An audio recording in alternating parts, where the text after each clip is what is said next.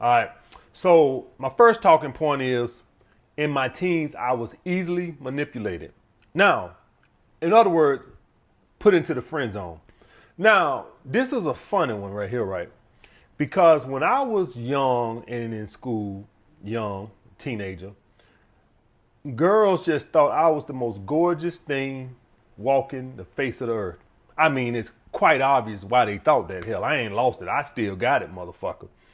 But when I was goddamn 15, 16, 17, guys, girls would lose their fucking mind when they first saw me, just off looks. And then after interacting with me and not having no masculine frame, a lot of the times I would get cast into the friend zone. And this is why I learned about masculine frame. I had so many girls who would literally wet their pants upon first seeing me, maybe the first couple of interactions or whatever. But when they, was around me long enough to see my maturity level, right? And let's just be honest, a lot of the, choosing signals they gave me this over evaluation or whatever of myself. So the women would kind of like give me the big head a little bit, and that would cause a little of the immaturity, so to speak. Okay, guys? And with women thinking I'm so good looking and all, sometimes it was enough to get me through, right? Because sometimes a woman just finds you so good looking that even if you're acting immature or not very masculine or playful, whatever the case is, right? Not seductive, she finds you attractive enough, it will basically still get you through.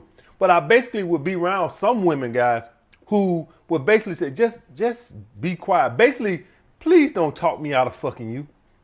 Jeez, just please shut the fuck up and let me fuck you. So a lot of the times, guys, case in point, for y'all guys who've been following me a while, y'all guys remember in the past, I told y'all specifically, I had two girls who put me in the friend zone. Y'all guys remember that? And I said I end up getting out years later in my 20s. Those were two women that initially liked me. Okay? Those were girls that initially liked me. The one girl, I met her working at Taco Bell, age 17, I think I was, working at Taco Bell. And she actually got my number from out the office. So in the office, they had all the employees' numbers on the list. The manager did on the list or whatever. They did this at the Equinox also when I was a trainer at the gym, right? Like you could get anybody's number, any trainer in the gym number in the manager's office. They just had it up there. And basically they had it up there. So I this is my guess. I don't know 100% if this is true or not. But I think that like if you wanted somebody to fill your spot or something, you could go in there and call a couple of the employees to cover for you. That was my only guess as to why. I never asked why, but they did that also at the gym. She actually went in there and got my number off of the wall. That's how her attraction was. Hot chick too.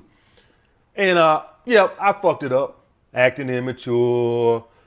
You know what? I wouldn't even say immature. That's a bad word. I don't think I was immature because by this point, I had been around my uncle long enough. I think I had the maturity down. Let's just say most of the times, because this is later, this is pushing towards my later teens, right?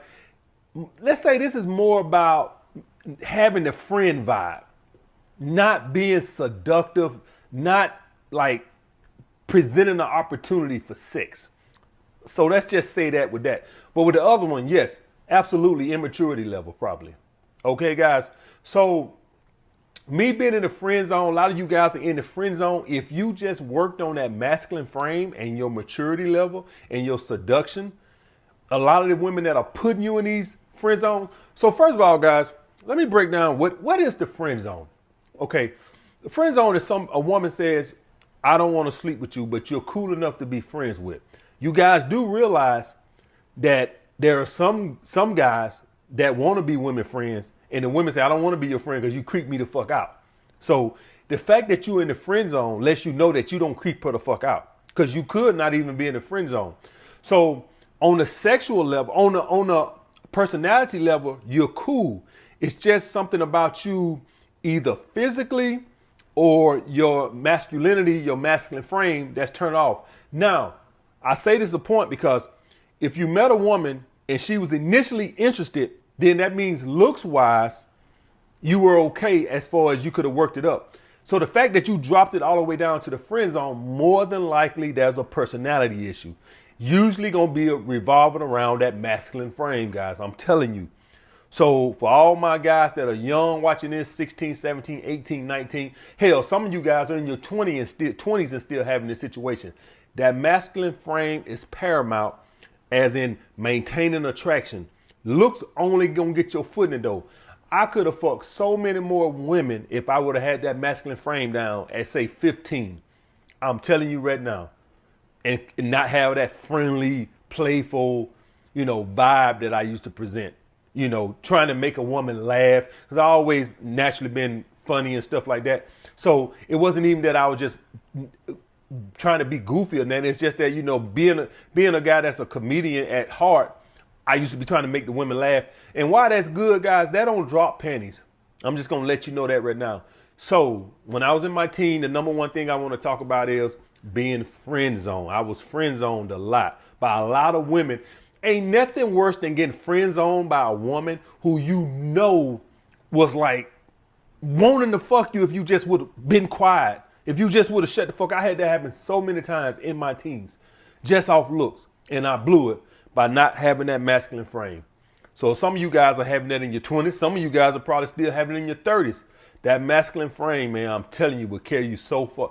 Some of you guys have women, you able to hold a masculine frame for a good little bit in a relationship. Then you start getting comfortable, and then she starts to get disrespectful, and you lose the woman. That masculine frame is pretty much everything as far as sexual attraction, guys.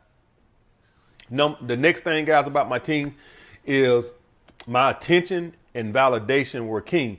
Now, this is a funny one, right? Because what do we always talk about? Not being available and not talking to women on the phones and stuff like that.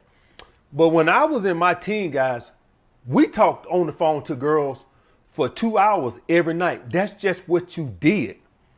So why is it such a big deal that we got to miss 3, 4, 5 days now, even sending a text?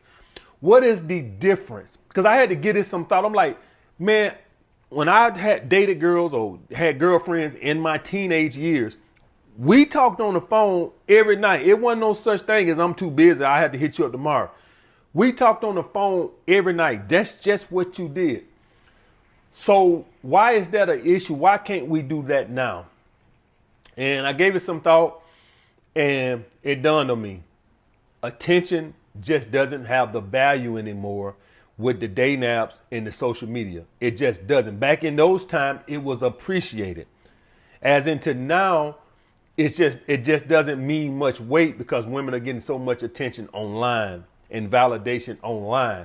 So she doesn't need your attention. Another thing that happened, guys, is what do we have now? We have phones on us 24/7, right? And back in the day, you only talk to your girl, right, outside of school, was at night. Like you would talk to your girl on the phone about 8 o'clock at night, right? And if she called at 5, 6, or 7 or something like that, you probably was playing basketball or your mama was probably on the phone. Who the fuck knows, right? And then you would come home and you would check the call ID and you would say, oh shit, Keita called me, and you would call her back, right? And she called 2 hours ago. It's 8 o'clock now, 8:30 now, you just getting in. And she called you at 5:36, right? And you checked the call ID and you saw that. What's the issue with that now? Well, we have cell phones on us. So that little time back in the day, well, if you wasn't at home, maybe you was watching a basketball game, maybe you was shooting basketball, maybe you and your friends was hanging out, what the fuck ever. Now your phone is always on you. So now we have to strategically make ourselves unavailable. Back in the day, we didn't have to strategically make ourselves unavailable because if you wasn't at home, you didn't get the call. And now with the phone being on us, you're always readily available. Okay, guys? And so that is a big issue. I got my first cell phone, I think, at 19. 19 or 20, maybe let's just say 20, right? I got my first cell phone. And the first cell phone I had, it had minutes, okay? And so you really didn't answer it like that. You damn sure didn't talk on the phone. You probably would usually, if somebody called you, you would probably wait till you got home to call them back, or you would answer the phone and say, hey, I'm on my minutes. I'll call you when I get home. As in now, you don't have that. You got unlimited. And so people are just texting and talking all fucking day. Okay, guys? So that's why the attention has been devalued. But yes, back at those times, guys, when I was a teenager, you didn't high value and all that shit wasn't what raised attraction. You talk to your girl on the phone, you sweet talked her on the phone, and that's how she fell in love talking on you. She fell in love talking to you on the phone.